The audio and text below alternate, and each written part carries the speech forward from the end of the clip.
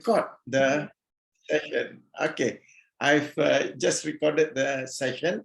This is for your benefit in case you want to look at this meeting again. It is also for the benefit of those who are not able to join us live for one reason or the other.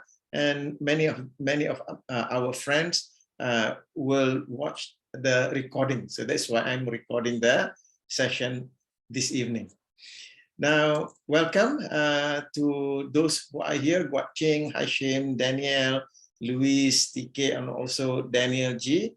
And I hope that this session will be useful to you. And I also wonder, what is it about servant leadership that inspired you to join this session this evening?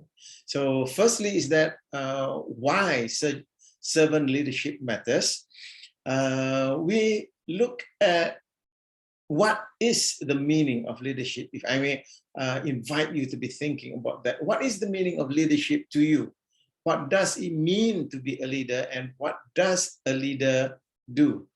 The meaning of leadership has been equated with so many things. This in NLP, we call them complex equivalences that cause people to be genuinely confused about what it is. Some equate the word leader with titles and position in society. Some correlate it with financial wealth, while others take achievements in industry as the hallmark of a leader. Now, leadership can be all of these things. However, the foundation of leadership is change and transformation. So allow me to share with you my screen so that I can take you through the session for this evening. We are talking about why leadership matters, and it is all about change, because in leadership, what we are doing is we are bringing people from where they are in the context of, let's say in the context of corporate leadership. This is where your company is right now, and that is where you want to go. So there is that journey. So that's why I mentioned just now that leadership is about change and transformation. In order for the company to be where it needs to be, the company needs to change and transform itself. No matter how little, there is some change and transformation happening. And in the process, the people needs also to change and transform themselves in the way that they do things. They cannot be doing things the way that they have been doing before.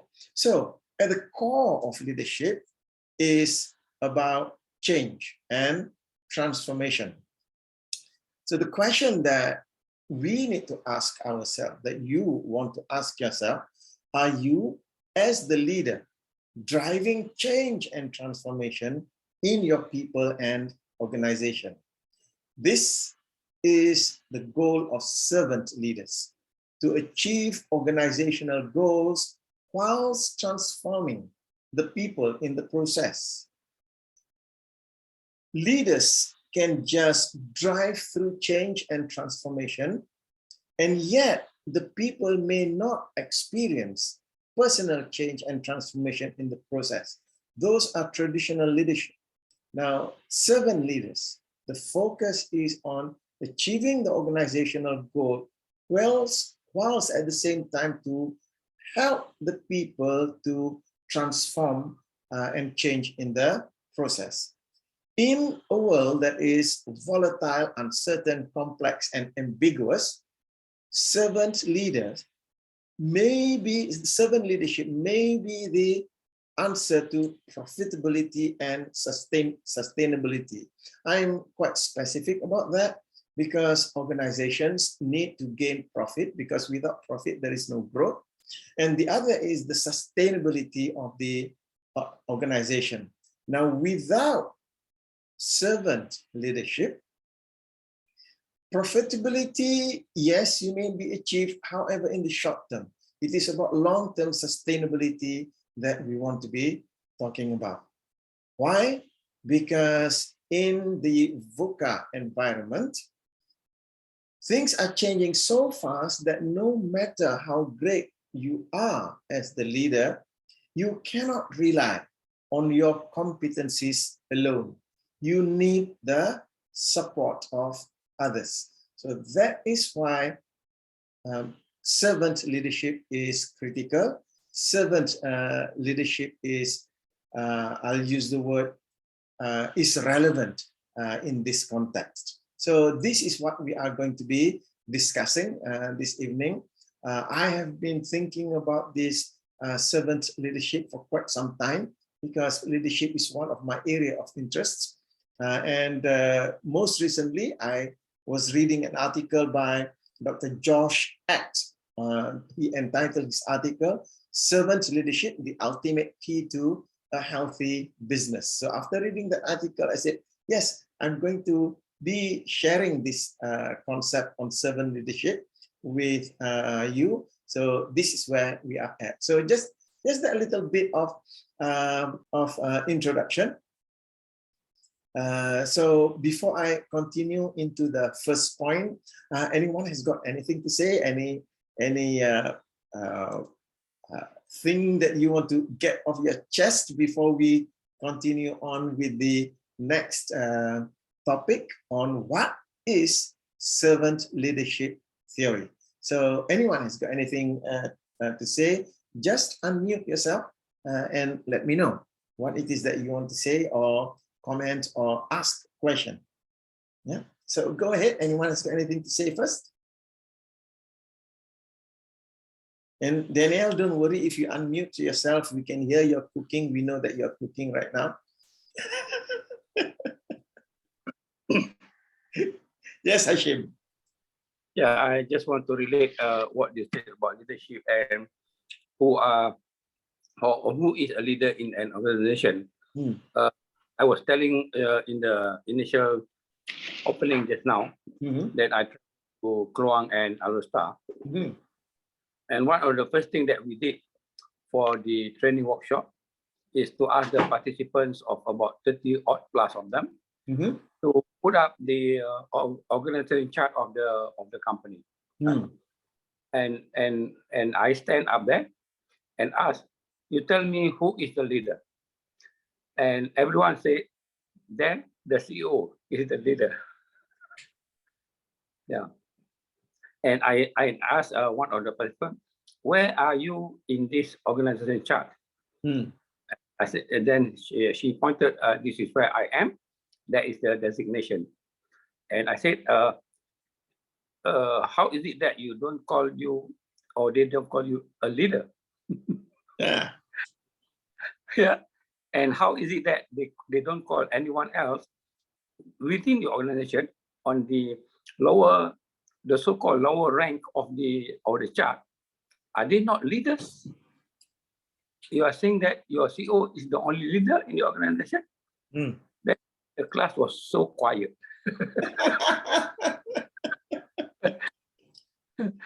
Yeah, well done. Yeah, thank you. Absolutely. Yeah, absolutely, Ashim. Thank you very much for that. Yeah, I've had one session on leadership. After just the introduction, one person came up and gave quite a similar comment. She said that I've never ever considered myself as a leader before this, because they equate the position. Yeah. Thank you, Ashim. Yes. Anyone else? So, are you ready to get to the first point, which is what is servant leadership theory? Yeah. So this is where we look into the what we are referring to as the servant leadership theory. Yeah. Now, the servant leadership theory here relates that servant leadership is the theory, is a philosophical concept in which leaders establish authority not through traditional top-down power structures, but by serving with the innate desire to fulfill their teams and communities' need. So in the context of a community leader, a servant leader doesn't see that the people are there to serve them, but they see that they are there to serve the people. So this is where the word servant leadership comes in. Servant leaders multiply leaders by positively influencing those they serve and fostering consistent growth and development in their followers. For this reason, it is an infinite process that produces maximum influence and impact. Now, I would like to use this example because interesting, coincidentally, Hashim, you mentioned about the organizational chart, and this is what most people look at leadership. You have the organizational chart and you have Mr. CEO or chairman or whatever at the very top. And traditional concept of leadership is that the people in the organization are serving the aims and objectives of the person at the top. Now, I had a long discussion and I was working together with a friend who said that, Mazuki, the way that I see leadership is that I turn the organization, the organization chart upside down. This is my old friend, Naren. So this was what he showed to me. This was the organizational chart that he had in the office. So he turned it upside down, and now he puts himself, the MD, the CEO, at the very bottom. So this is where the leader needs to be, because the leader is the one who is supporting everyone else. The role of the leader is to help everyone else to be able to do their jobs. So when we look at this concept of servant leadership, it is not something new, because servant leadership has ancient roots and is centuries old. It was, afterwards I'll be mentioning, it was only in the, I would say in the 60s, 70s that this term servant leadership came about. So the servant leadership, it has ancient roots and is centuries old. And we see servant leadership in the lives of the Prophet Muhammad, in the life of Jesus, Moses, Buddha, and many, many more leaders. Whether they are religious leaders or social leaders, we can see servant leadership being exemplified in their lives. For example, in the life of the Prophet Muhammad, it is a prime example of servant leadership in action. As a servant leader, the Prophet Muhammad taught his followers to live, to serve others first. And one of the incidences where he demonstrated this type of leadership was when he toiled alongside his companions as they dug defensive ditches around the city of Medina at the onset of the Battle of the Ditch. And one of his famous sayings is, "None of you truly believes until you love for your brother what you love for yourself." And the scholars are in agreement. The word akhi in his sentence, brother, refers to the brotherhood of humanity. And by investing in his companions, we call them the Sahaba, and teaching them how to lead in this manner, he created a group of servant leaders who developed thousands more after that. So when we look at the historical background, there are many, multiple examples of servant leaders. Now, the modern day servant leadership, it came through the work of Robert Greenleaf. Most people today credit Robert Greenleaf for the term servant leadership and the servant leadership theory. Greenleaf spent 38 years working for AT&T, rising to the ranks of Director of Management Development. During his career, he noticed a negative shift in business culture. People desired to be a leader, but didn't have the heart to serve others. Because of this, businesses started lacking integrity, operating with poor ethics, and began negatively impacting their employees and customers. However, in the 60s and 70s, Greenleaf noticed a growing movement of leaders who were challenging the status quo. In 1970, he wrote The Servant as Leader, arguing these service-driven leaders were true leaders, not the people who were motivated by power and authority.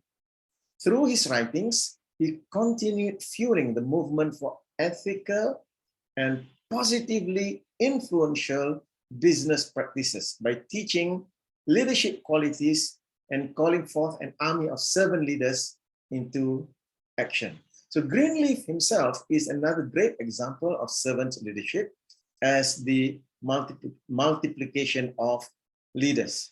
And his work influenced great leaders such as Stephen Covey, Margaret Whitley, and Ken Blanchard. Additionally, his influence is seen in companies such as Starbucks, Southwest Airlines, and TD Industries. Today, his legacy lives on through the Greenleaf Center for Servant Leadership, where thousands of people have been influenced by his teaching. So there we have it. When we talk about the modern day servant leadership, it is not, it was encapsulated later in the 70s.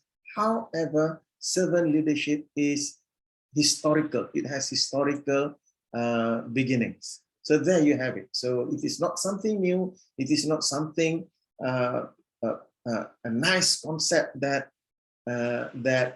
people come up with. And from the NLP and neurosemantics perspective, I feel very encouraged about it because we want to model the best behaviors, and this is what we are coming to.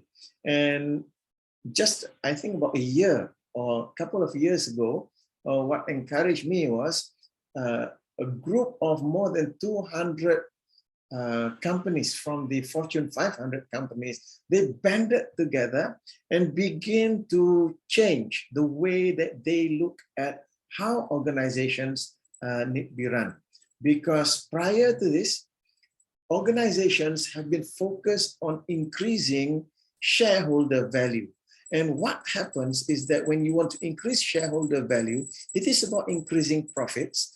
And when it comes to increasing profit, yes, there is that drive in sale. However, profit is income minus expense. So a very easy way to drive profit for the shareholder is to drive down expense.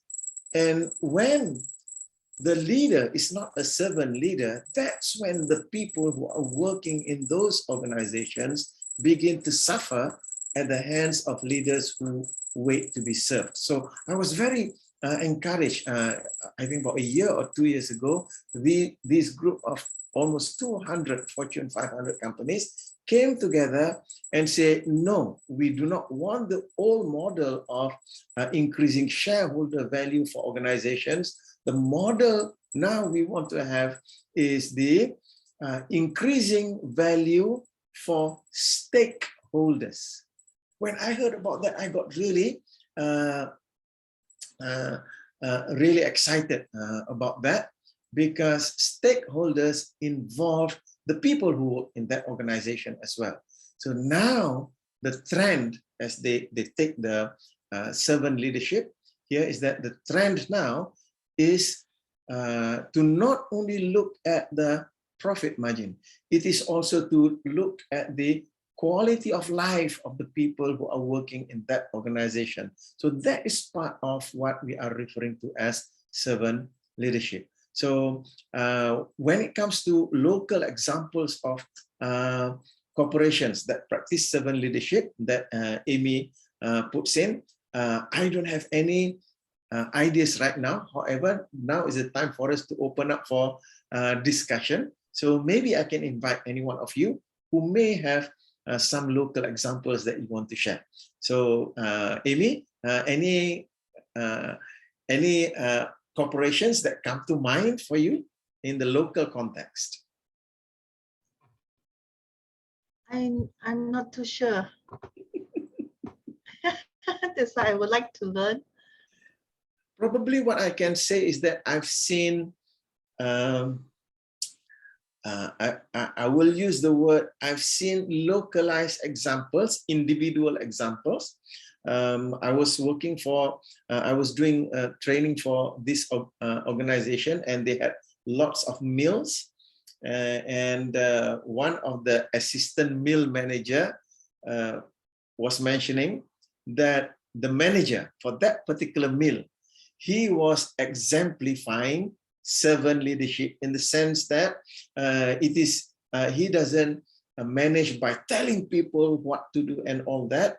He goes down and do things with his people. So we have these individual examples, and that particular manager that his assistant was talking about, he went to the point of when he sees rubbish around the mill, he'll take the broom and start sweeping it instead of calling people and commanding that people do that. So I've seen individual examples at the same time in terms of cooperation, exemplifying it. I have not had that experience, so probably it is due to my lack of experience with a lot of these corporations that I've not come across that. Yeah. Thank you, Amy, for that. So anyone else would like to offer comments or questions? Yep. Louise here. Yes, It's Louise. also one of the things that reminds me. I still remember in one of my tenure with one of the company. Okay, that time it just like my few years of after graduation, I just only have like 5 to 6 years working experience. So at the time I was working as a consultant. Okay, and normally I need to do some of that basic programming. So I have project managers. Okay, senior project managers. Actually, he's an Australian. He lead the projects, and one day was we was like in the meeting room. We are rushing for the projects and everything, and he's the one that go out to help us to buy meals for us, serve us the drinks and the food and everything.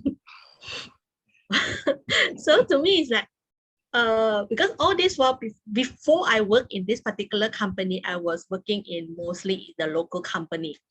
I didn't met before a manager, or I can say a boss, that will serve you this way.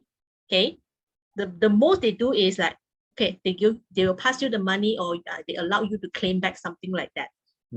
And since the day that I work in this foreign company where I really work under a masale boss, so called. Okay, so this is where that I still remember that time is a really an eye-opener to me. And whenever I work during the weekend, or I did send out an emails during like Saturday or Sunday. On the Monday itself, I will be called by him and says that, Louise, you know that you don't have to do that. You have your weekend. You don't have to work. Okay. So it's just like, wow, I don't know that I'm not allowed to work during the weekend, because all this while, if I didn't work during the weekend, I look like an alien. When it comes to the appraisal or the performance, it doesn't make me look good. All this one, this is my perceptions. And since the day, right, it's just like triggered, like I need to look into the area like work-life balance. Really, the weekend is mine. It is really, I need to spend time with my family instead of working. Yeah. So this is really one of my past experience that I had. It is a very lovely memory to me. Thank you. Thank you for sharing that. Yeah, wonderful example. So again, going back to Amy's question, local examples of corporations.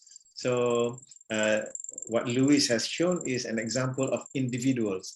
And my hope is that these individuals will come together and create that change in an organization.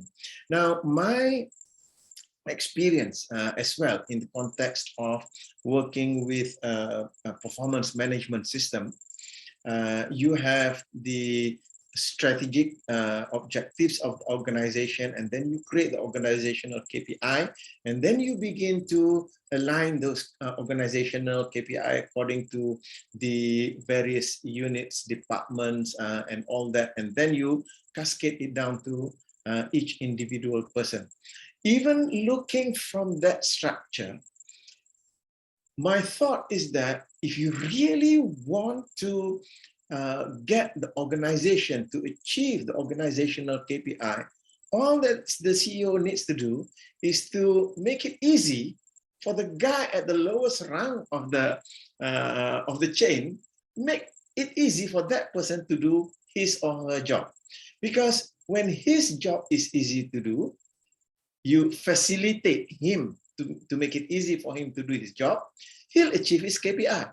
So when everyone at the very bottom achieve their KPI, the guys at the tops will also achieve their KPI. One person achieving, say, 1 point of the KPI down there, every one of them will contribute, say, 10 points to the unit KPI, and then each unit will contribute, say, 30 points to the departmental KPI, and it just comes out of you.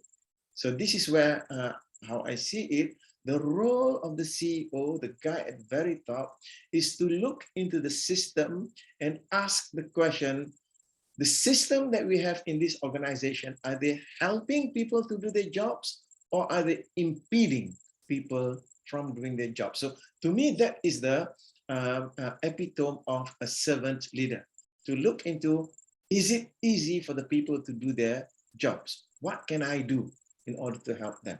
Yes, Hashim. I want to relate my work experience in the early days when I was younger, in the 1980s until the mid-1990s. I was working for a Japanese company, yeah, and I learned a lot of their work culture, the tardiness, and the discipline that they actually uphold in the industry.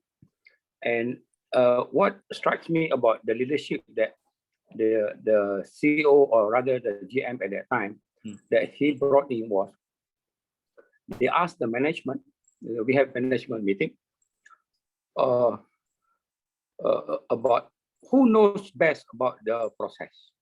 Okay? And some of the managers said, I know best about the process because I am the head of that process.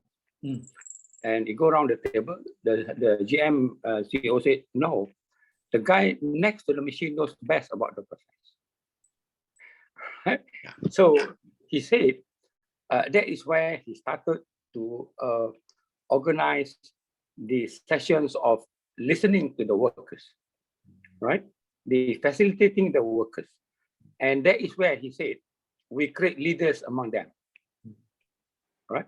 And that strikes some of the managers. And that time, the manager said, we are the leaders, not the workers. And I was a bit amazed at how that introduction of the servant leadership, because I do not know that word of servant leadership at that time. But to me, this is where the equivalent of, those days, the 70s, 80s, they call government servants. Yes. Because they work for the people. Yeah. And it same goes to the GM or the CEO of the company. They work for all the people. Yeah. So I hope I give some insight into that. Yeah. Yes. Thank you. Thank you very much for the Hashim. So you are building up the bigger picture of what we are referring to as servant leaders here. So as a servant leader, we are promoting or helping the people to do what they want to do. So for example, in the context of parenting event, as a parent, when you go into the space operating as a servant leader, that's when you are helping your child to grow to become an independent adult when the time comes. So you are serving them in terms of their need according to their developmental growth at that time. So it doesn't go very far from that. Okay, so let's take the next point for discussion this evening, is that what will it take? What does it take in order for me to be able to become a servant leader? Yeah. So this is where we are looking at the inner game of servant leadership. So what we are inner game here refer to, how do I need to think, feel, and structure my thinking in order so that my doing, that's the outer game, will be congruent as a servant leader. Yeah. So the first point that I can talk about when it comes to servant leadership, in terms of the inner game to become a servant leader, is to be self-actualizing as a person. Self-actualizing, meaning to say that I am growing more and more, better and better every day. So in order to do that, I need to be aware and skilled in meeting my needs. So to have knowledge about the hierarchy of needs, to have knowledge about meaning performance axis, to have knowledge about self-actualization quadrants, and to have knowledge about matrix embedded pyramid, so that I can apply all of these models into my actualizing, becoming the best human being that I need to be. Yeah, so that's the first one, to be self-actualizing as a person. So I'm not going to go into much detail because the discussions on those will be quite in-depth as well. So I'm just making that as a point in passing. The next thing is, when we talk about the inner game, asking the questions of beliefs. So what are the beliefs and values that I need to have in order to be a servant leader? So the first one there is acceptance of self and others. So I'm just sharing with you 5. I believe that these 5 are critical ones. There are more beliefs and values, but I'm sharing 5 categories in the time that we have together. The first one is acceptance of self and others, because we as a servant leader, we are dealing with others. We want to serve others. We need to realize that people are diverse and people are different.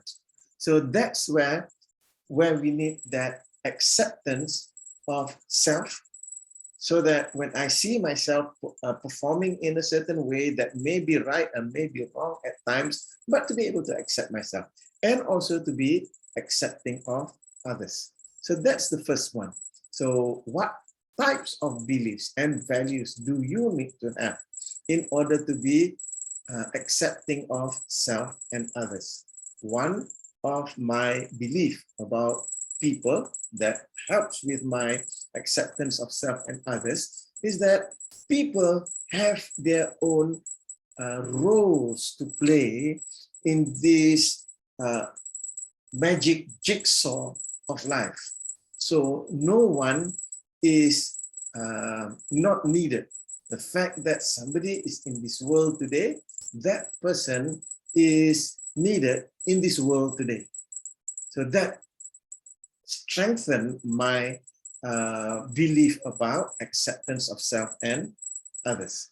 Next one is altruistic. Altruistic meaning to say to do things for the benefit of others. So this requires a very strong others matrix. Yeah? Just to remind you, we go around with these concepts, with these 5 concepts, or we call them matrices. The concept of self, the concept of power, the concept of others, the concept of time, and the concept of the world.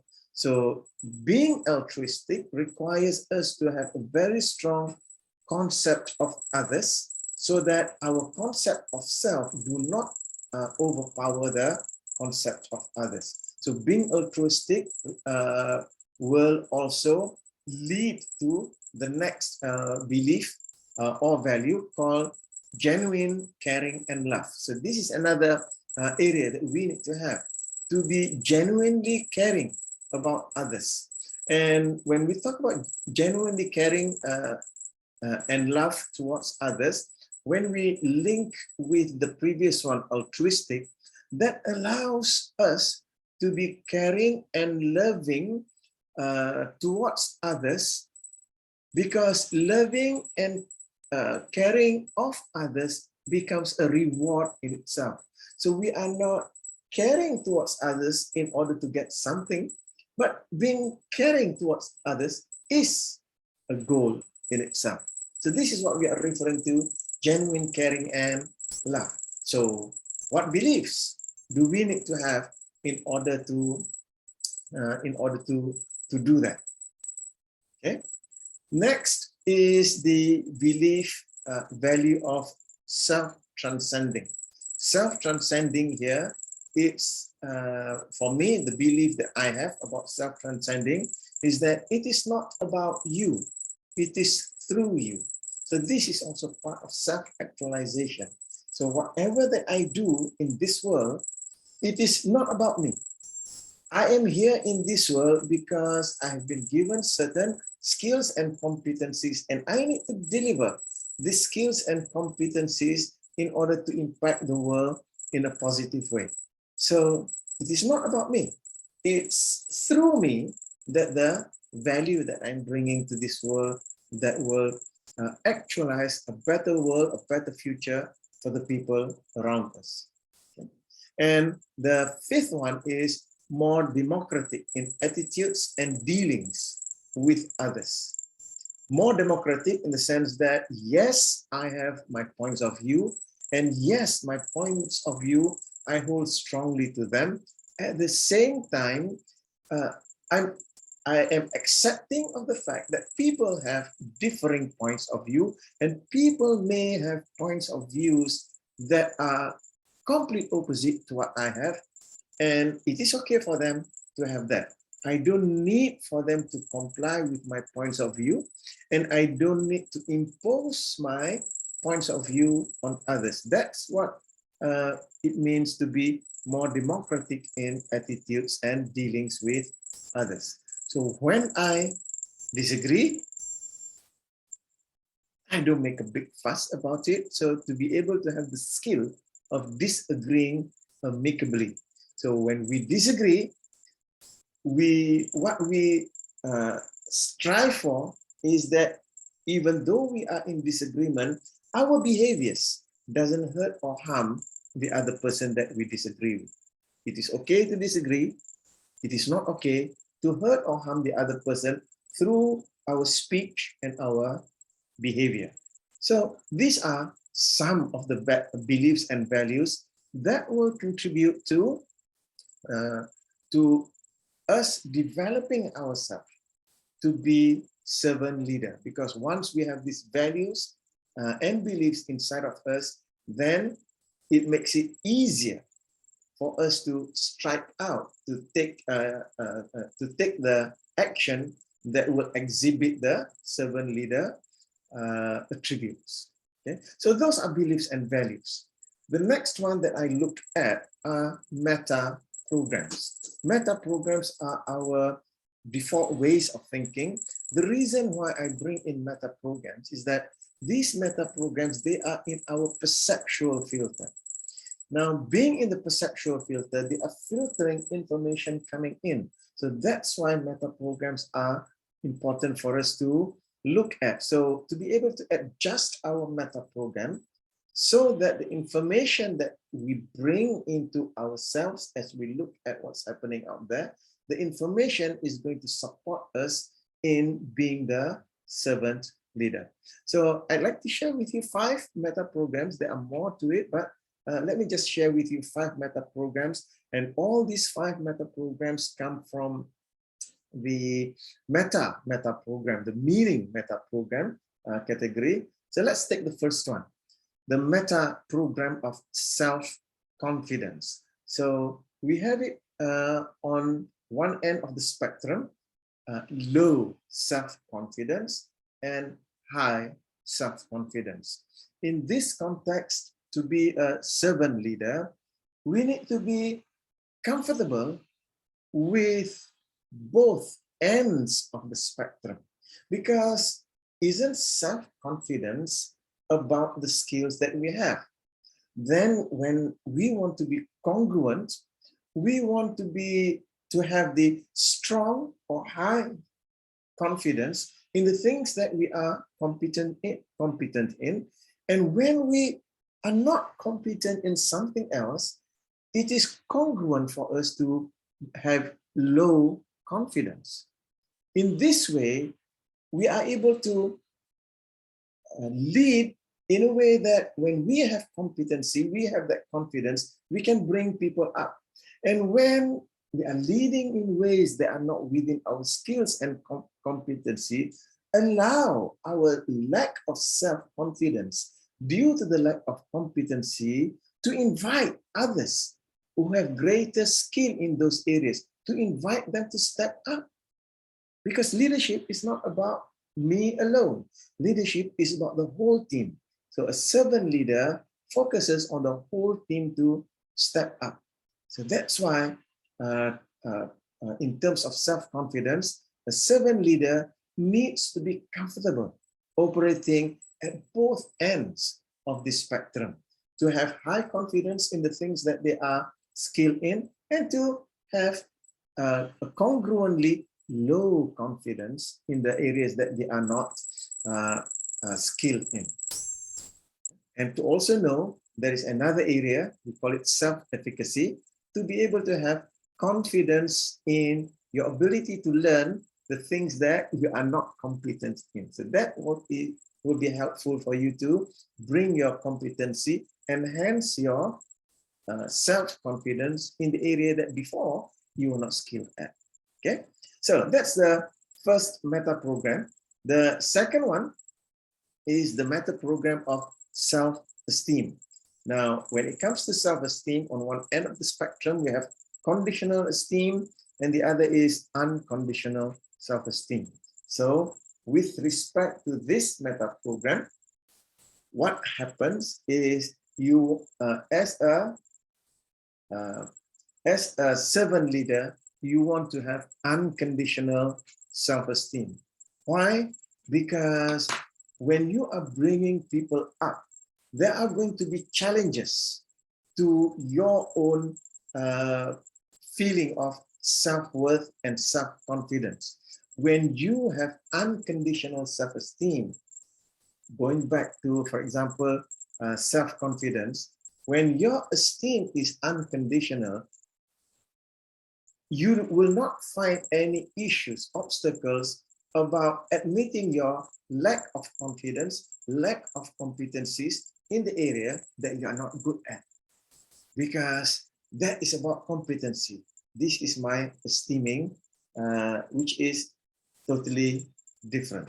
So this is why self-esteem here, for a servant leader to have unconditional self-esteem, that would be healthy. A person who have conditional self-esteem will not just not be congruent with him or herself, the person will not be open to feedback, will not be open to suggestions, and that prevents them from serving the people that they should be developing. Okay. Now, the next one is self-integrity. So notice that especially these first three that I've been mentioning, it is about the concepts of self. So a servant leader needs to get, you need to get your self-concept right. So the self-integrity on one end is the integrity is conflicted or incongruent, and at the other end it is congruent and integrated. So when it comes to self-integrity, we want to learn to bring ourselves to this end whereby you are congruent and integrated with yourself. So you are one and whole, meaning to say you are whole in the sense that you are also accepting your many different dimensions. We have many dimensions, and each of these dimensions are integrated together. Just this afternoon, I was talking about our different dimensions causing us to have different emotions. For example, I gave this example a month ago when my daughter got married. So marriage for most people, it's an experience of joy and happiness. At the same time, when my daughter got married, and she's the youngest daughter, I and also my wife, we were also feeling sad. And initially, my wife, she was quite confused.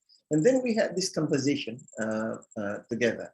The thing about it is that sadness is not about the sadness of her getting married.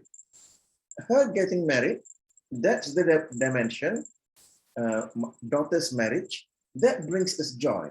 Because marriage, she's starting life with her newfound partner. Now, where is that sadness coming from? That sadness is coming from the dimension that phase of life, whereby she lives in our house, in that same room for so many years, that girl is gone now. So that phase is gone and we have lost that phase. So that sadness is about feeling sad that we are losing something. And to be able to recognize that, yes, I'm feeling sad because of that loss. I'm feeling happy because of this gain. And they are not in conflict because we are looking at things from different perspectives. So that is probably an example of what I'm referring to as congruent and integrated. Instead of going into the situation whereby the emotions begin to conflict with one another. Why am I feeling sad when I should be feeling happy for my daughter's marriage? So that is an incongruency, a conflict happening within the integrity of a person. So a servant leader, in order to be able to serve the people well, you want to have that integrity. Otherwise, the thought of why am I serving this person? This person is of much lower rank than I am in the company, and yet here I am teaching him, coaching him, and all. So isn't he supposed to know that? So that creates that conflict in a person. So self-integrity here, the meta program here, is very important for us to develop in ourselves. Next is the meta program of ego strength. On one end of the scale is the ego strength that is unstable and weak, meaning to say that person's ego strength needs to be propped up by something else. So some people, they need likes on their Facebook or Instagram post in order to feel stable in their ego. Otherwise, oh no, people don't like me. And their ego strength suffers.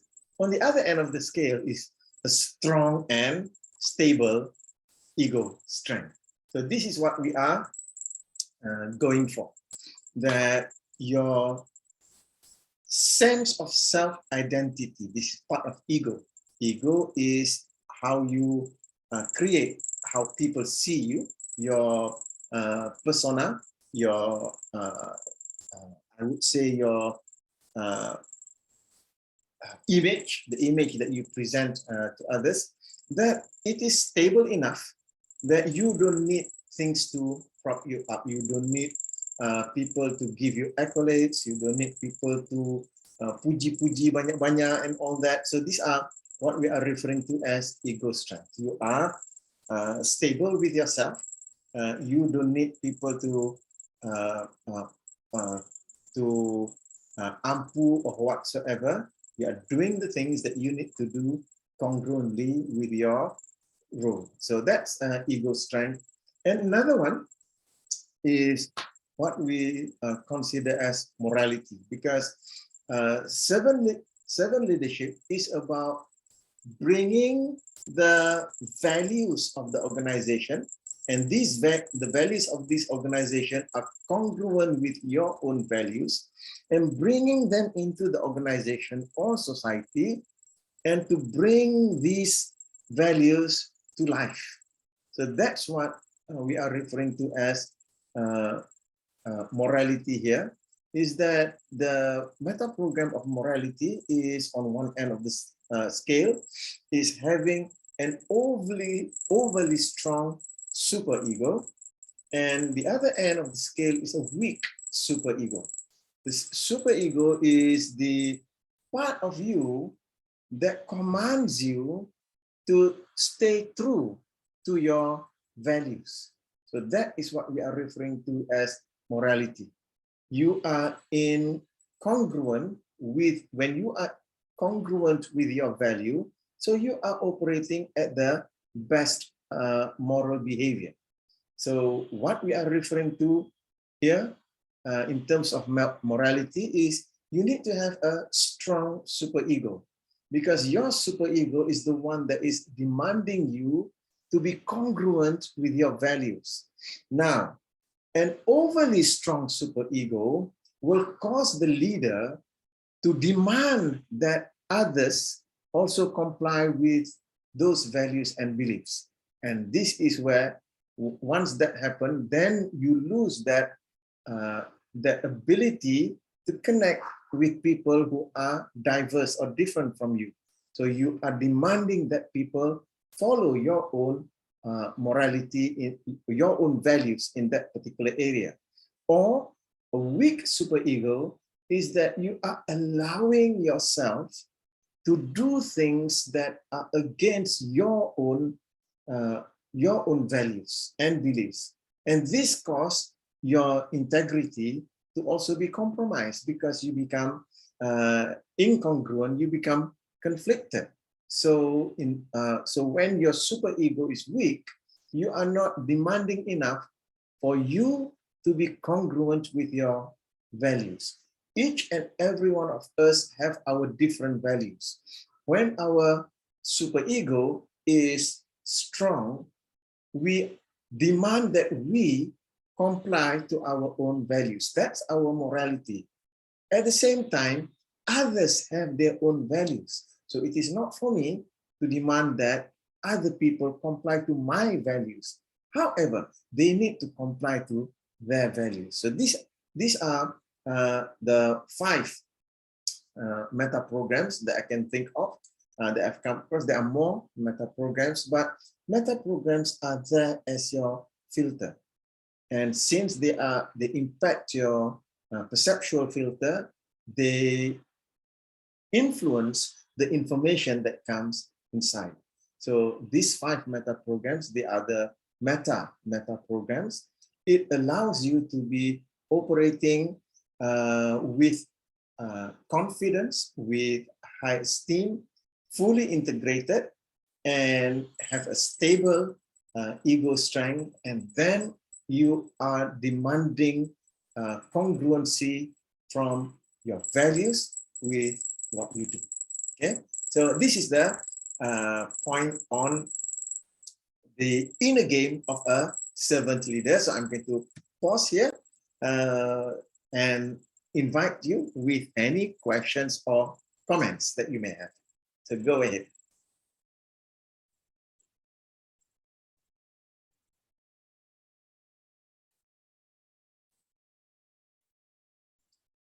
There was quite a fair bit that I put inside there.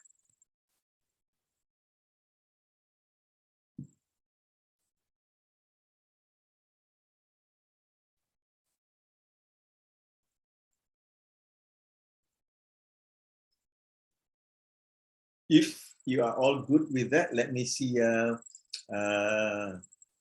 show of hands. Are you okay to, if you can put inside the reaction there, put a thumbs up if everything's okay with you, and then I can move on. So let me see, there's something in the chat box. Thank you, Daniel. No comments so far. Thank you, Luis, for your feedback. Yeah, Hashim, Ching, are you okay with that? Yeah. Okay. Thank you. Yeah, I'm okay. Thank you. Good. So let's move to the final point that I would like to bring to our attention this evening is from the inner game. Now we are bringing it out into the outer game. Yeah. So the outer game of a servant leader. So what are the things that we need to do in order to make it easier for us to be a servant leader? So let me just, let me take up these points. The outer game of a servant leader. Now, I've got here 5 points that I would like to bring to your attention about what is it that a servant leader does, so that now we begin to prepare ourselves to do this, because this will bring out that servant leader from inside us. The first one is to listen. Yeah? And I was so happy when Hashim, you mentioned this in one of your experiences, that the leader said to listen to the people, what it is that they are thinking about, what is it that they are experiencing. So listen here is about to seek to understand. Yeah, as Hashim, you mentioned just now, that the operator who's operating the machine is the one who is the expert in that portion of the process. So you need to listen to that person. So this behavior, this outward behavior of a servant leader to listen is with the intention of wanting to understand. And it also requires the skill of listening, not just to what's being said, it is also listening to what's not being said as well. So that's the first one.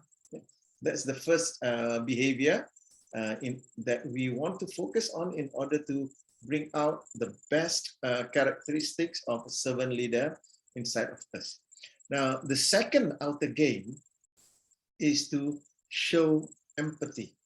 Now, showing empathy here is about empathizing, because when you empathize with someone, it is about you understanding what the person is experiencing. Now, from empathizing, you also need to go to showing of empathy, because when you understand how a person is experience something, how does that person know that you do? So this is where, from empathizing, you want to show that you empathize. So this is where moving from empathy to compassion makes sense. So when you empathize, say, about a problem that the person is facing, how you show empathy is to go into an action, a behavior that is kind to that person. Because through that behavior, that could be a kind word or a behavior. The example, Luis, you gave the example of the project leader you're mentioning about, helping people with their breaks, with their coffees and drinks and all that. That is a way of showing empathy. And by doing that, it helps you know that, hey, my boss understands me. So that is the second one. Not just to sympathize, moving from sympathy into empathy, and then taking concrete action, behaviors of kindness. That is compassion. So that is what we are referring to as to show empathy here. The third one is to have self-awareness and social awareness. So those of you who have been joining this session previously, I talked about the emotional intelligence. So this is right smack in the middle of part of our emotional intelligence, to have awareness of self and also to have awareness of the people around us, the society. So by doing that, our behavior is not just congruent with how we understand or feel things. Now it is also congruent with what's out there in the society or in the organization or in the family, to have awareness of what's out there in society. Yeah. Now, the next one is to persuade with positive influence. Positive influence here referred to, so when I, as a leader, I want my staff to be doing something, I want to persuade that staff to do that thing with that person's best interest in my mind. So this is thinking about helping people through the win-win situation. So as I influence people to fulfill the requirements of their performance measures, I am also thinking about how could they grow? What is it that they need to develop, the skills that they need to develop in order to be able to fulfill that goal. So coming from the presupposition that every behavior has a positive intention for the person. So now as I am serving the people that I lead, I am also thinking about, so what is in the best interest of this person doing that? Because everyone in the organization is working to develop, to achieve the organizational goal. So I'm also thinking about how is it that I can help this person achieve his or her personal goal whilst achieving the organizational goal. So this is what I look at this fourth item called persuade with positive intent. And at the core of servant leader is to develop people. Yeah?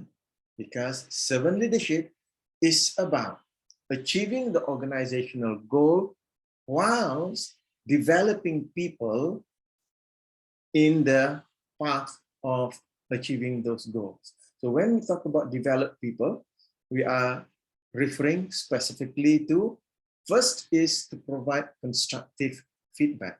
When people do things, sometimes they don't know whether they are doing right or not doing right. So providing sensory-based feedback that will help them to do it better. So that's the first one, how we develop people. The next one is to create mutual accountability. So the person is accountable to the results that they need to achieve.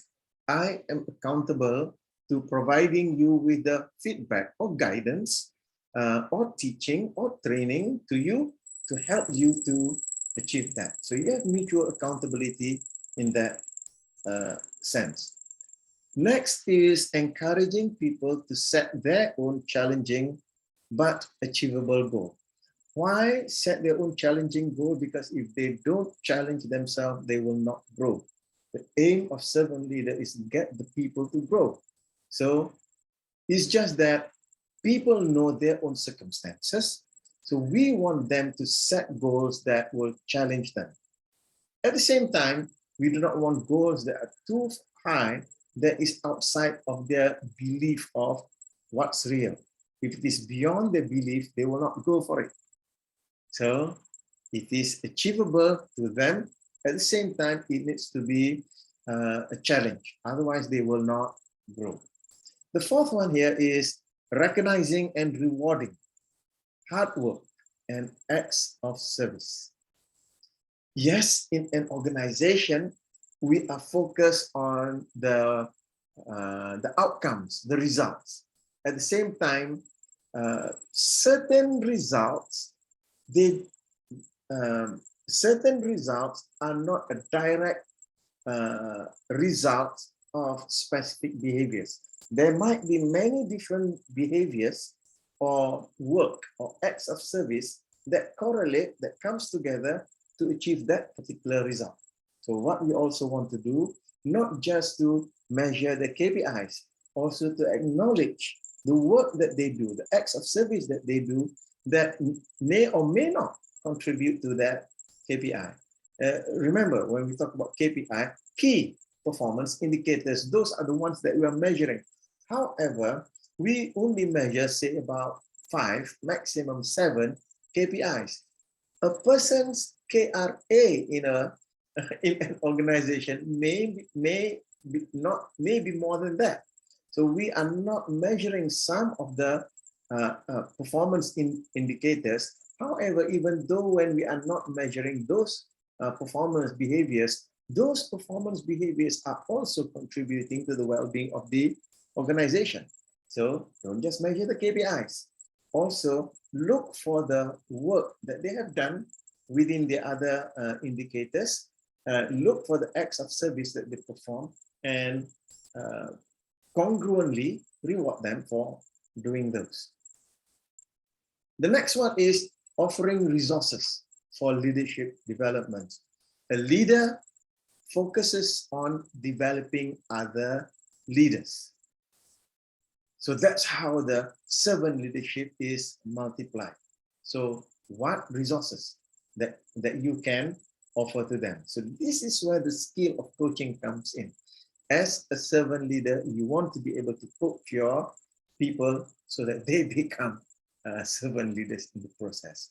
And another one I will just add at the bottom there, that you as a servant leader, you want to also offer yourself as the mentor to the people that you serve, because by serving as a mentor, that makes their work all that much easier. Okay, so that wraps up what I want to mention about the outer game of a servant leader. These are 5 broad behaviors that when we begin to bring into ourselves, helps us to develop ourselves to become more of a servant leader. Yeah. So I'd like to open that for our discussion of questions or comments, and I'd like to say welcome to Khairul, who just joined us in that particular section. So questions, comments from any one of you? Go ahead.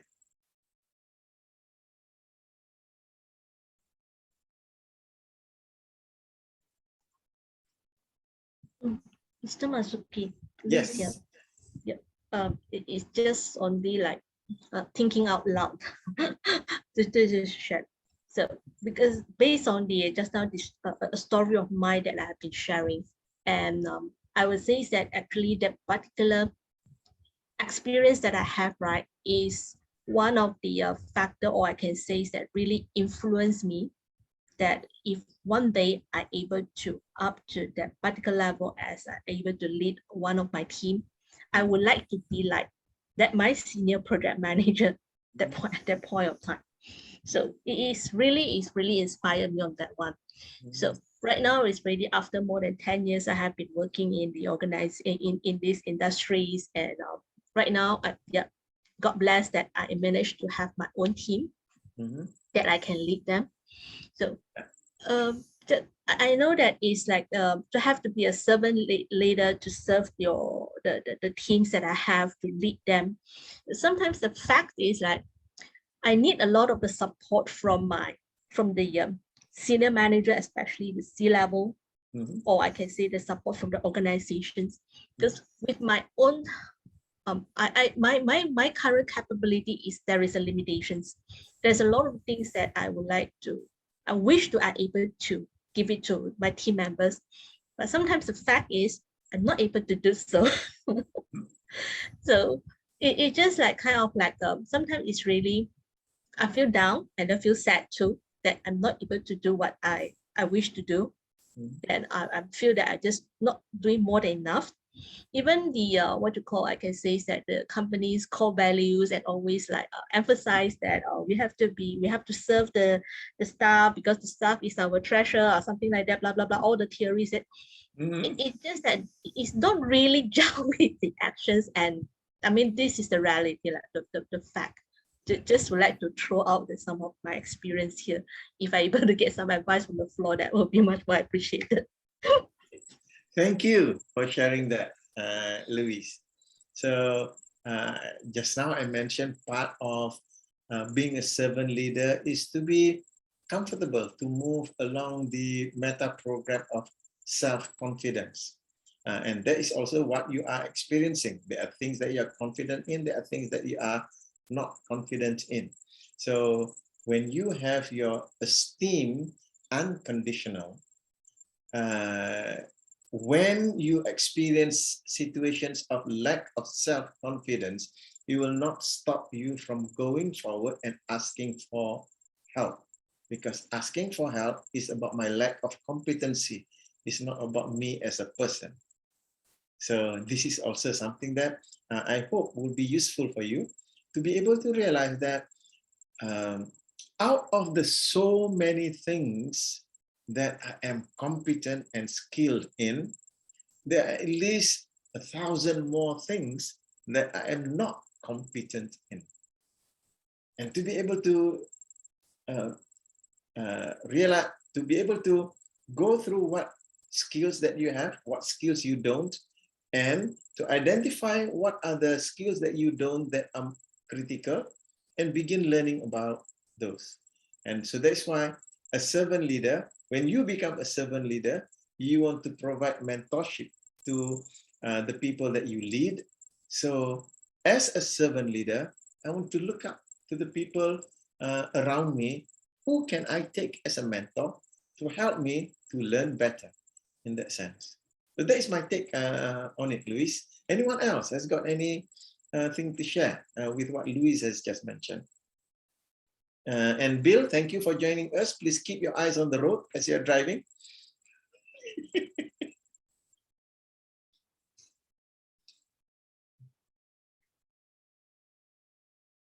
So anyone has got any other comments or questions?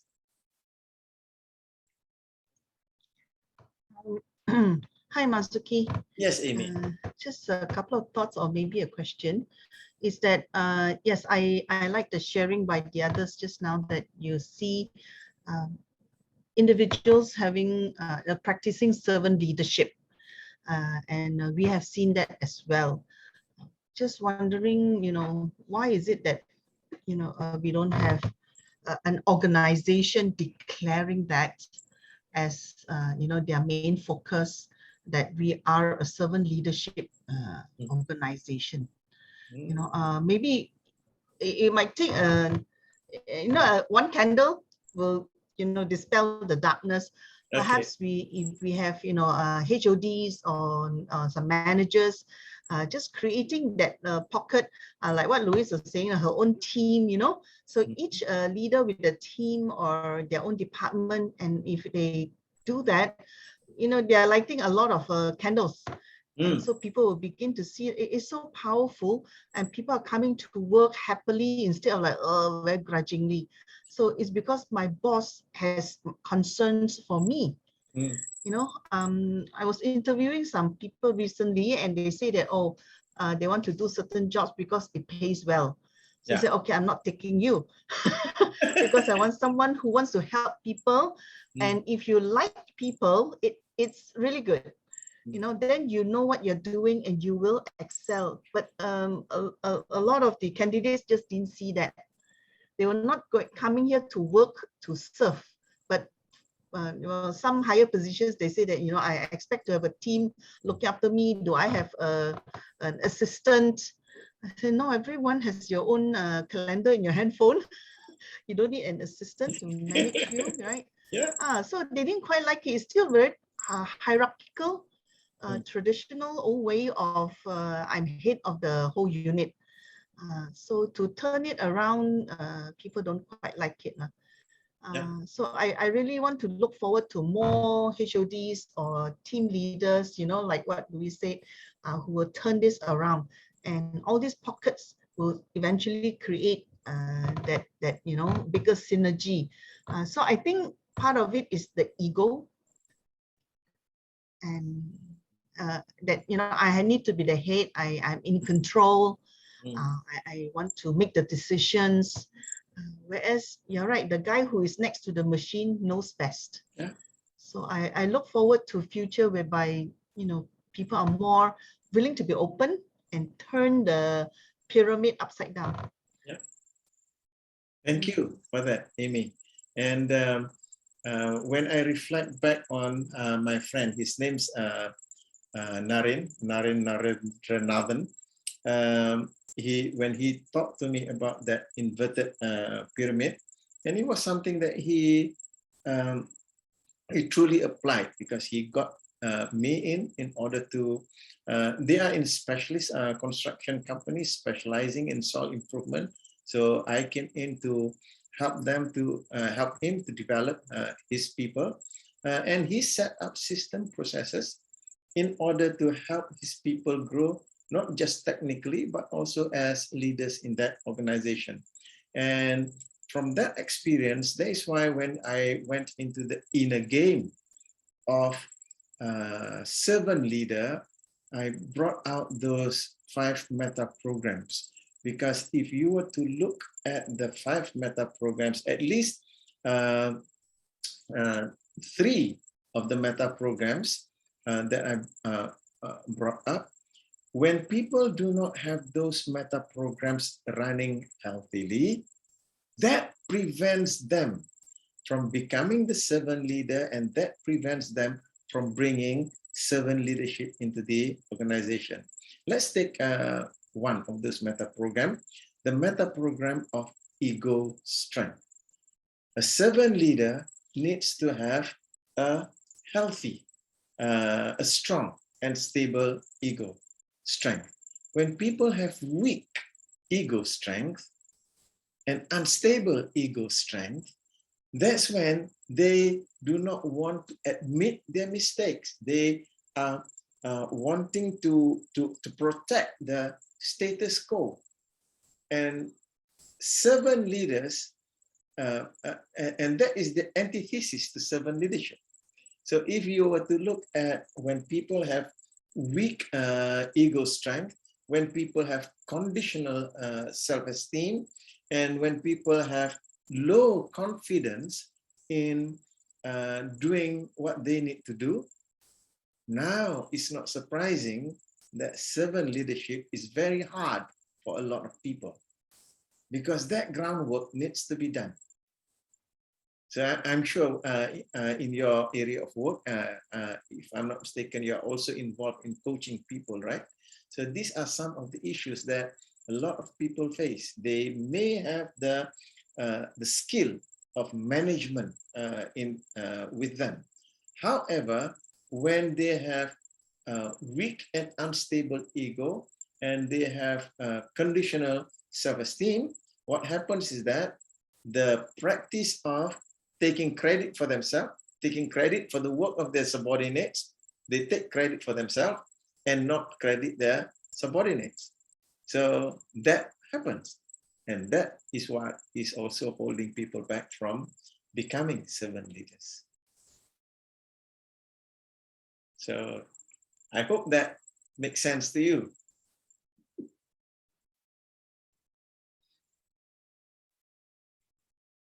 Okay, coming almost to the end of the session, what I would just like to do before we end this session is just a couple of words that I just want to say here, is that when leadership is about serving the leader, and when I say that, I want you to think about which of the organizations that you have had the experience of interacting with or working for or working with. When the leadership is about serving the leader, then the welfare of the people suffer. One example is the manager taking credit for the work from their staff. And in my personal experience, there are many cases where people complain that whatever good that I do, my manager is the one that gets the credit. So that is what happens when leadership is about serving the leader. Now, when leadership is focused on serving all stakeholders, the worker gains benefit, the vendors, suppliers also gets the benefit, the shareholders gets the benefit, the organization gets the benefit, the CEO gets the benefit as well. So when the leadership is focused on serving all stakeholders, that's when the organization can grow. That's when profit will grow, and that's when you can have more sustainability. Because now people are operating from altruism instead of self-protection. So this is what we are referring to as servant leadership. And I'm bringing this topic this evening because over the past couple of years, I'm noticing even in Fortune 500 companies that people are coming in with this concept. And this is something, to me, that is more congruent with human nature. Yeah. So coming to the end, before we end, I'd just like to invite each and every one of you for some of your comments. And I like to start at the bottom of my screen. Bill, do you have access to your mic? If I can have some comments, you've just joined us. However, glad that you're able to join us from Ho Chi Minh City. So Bill, any comments from you? Don't take your eyes off the road.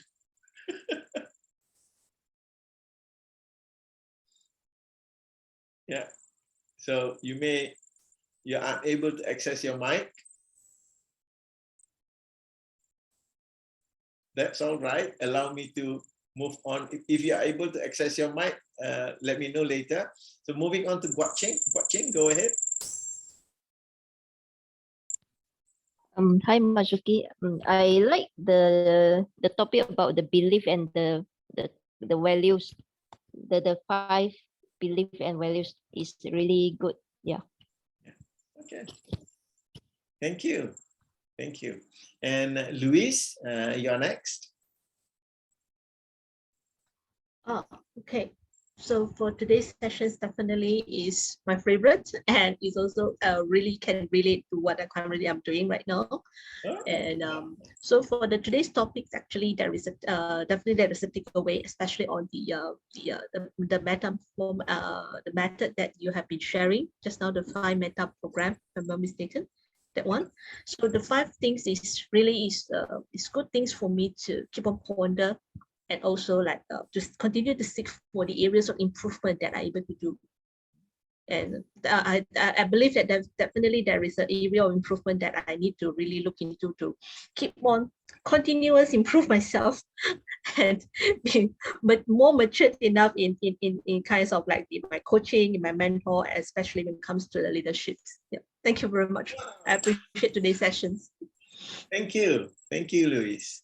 And over to you, Danielle. What's your takeaway? Hi, thanks, Marzuki, for tonight's session. I think for me, leadership is something that I have been learning for many years, and now still continue to learn, because I think as a leader, it's always not easy. Tonight's topic is one perspective, very good perspective actually, and in business, there are many other perspectives that as a business owner or as a business leader, they need to take into consideration as well. So that's why sometimes I find that maybe some leaders find it very difficult to actually accept servant leadership or even, believe in it, is because it could be because the misinterpretations of the word itself, servant, because when some people think about servant, it's like helping you do what you do, but actually it's not about that, right? It's about helping the people grow, and when people grow, they actually contribute back to the company. Yes. And they grow themselves as well. Yes. But some leader may see it as, okay, servant leadership is like I help you do what you're supposed to do. So yeah, when the concept is totally wrong, then that is why maybe some people feel reluctant about it lah. And I think I would like to also to just share something about what Luis had shared just now. I think in an organization, especially big one, we have many leaders, and so there also comes in the questions of alignment, whether all leaders are aligned or not. Yeah, so it's not easy, but it can be done, but it needs to start somewhere. Like, for example, starting from the top, aware about it, and then accept it, and then next is, so how are we going to, have better alignment? Yeah, so that's my thought for tonight. Thank you. Thank you, Danielle. Thank you for such wonderful, insightful comments from you. Appreciate that. And next, Amy. Go ahead, Amy. Good evening again. I like it that when we look at the internal first before we look at the external, what's inside, because it's always inside out, right? Yeah. I remember working in Sony, excellent Japanese company, whereby the Japanese manager just picks up a broom and sweep things away, and after that all of us will rush and do it, and he doesn't make a big thing out of it, not like, I'm sweeping. No, just quietly do the things, and it just makes us jump in and then do it. I mean, when a leader leads the way quietly, we follow. Even when there's a lot of things coming in, they help to physically carry things. So it makes us just jump in. Of course, now I'm not working for a corporation and being a coach, so I'm moving people in that direction. As I'm focusing on managers, so to move them from being a manager to be an enabler of people, empowering people, by being the example. Kepimpinan melalui teladan. That is so true, that we have to lead by example and walk our talk. So I think that will be my clear focus on coaching. Just to share that. Thank you very much for this evening. I always enjoy your sharing. Thank you so much. Thank you, Amy. Yeah, and may you be the lighthouse that lights up for those organizations to move in that direction. Yeah. And last but not least, Hashim, go ahead. I'm just attracted by the one that you mentioned about the meta program, and that one is on the ego strength. Yeah, either you have a weak or a strong ego strength. Relating to my conversation yesterday with with my mentor, and he had a 40 years experience in the banking sector, and he reported to the chairman of the bank for quite a number of years, and he was saying about the history of the bank takeover, mergers, and so on in the late 80s or mid 80s, and he was mentioning to me one particular guy that when my mentor went in, they were saying that nobody will ever ask this guy, because this guy, when they went for the meeting, his staff will only listen to him, will never ask any question. He would just say, just do what I ask you to do. Right? So he was saying that actually this guy has a very low ego strength, he was saying to me. And he is the first ever person that went in and asked the guy very hot, hitty questions. And he said, I have the right to know, and I have the right to ask. And then only he realized the rest of the members in that team, they all said, this is good, you are doing something good, asking him questions. Apparently, they have been trying to ask questions, but because of the guy was putting in that fear factor from how he managed that small department or the small unit.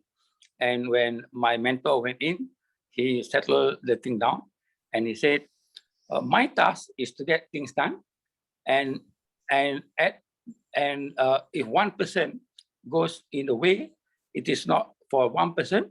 My task is for the whole of the organization. He said, that is my task, and that is the task given by the CEO of the bank at that time.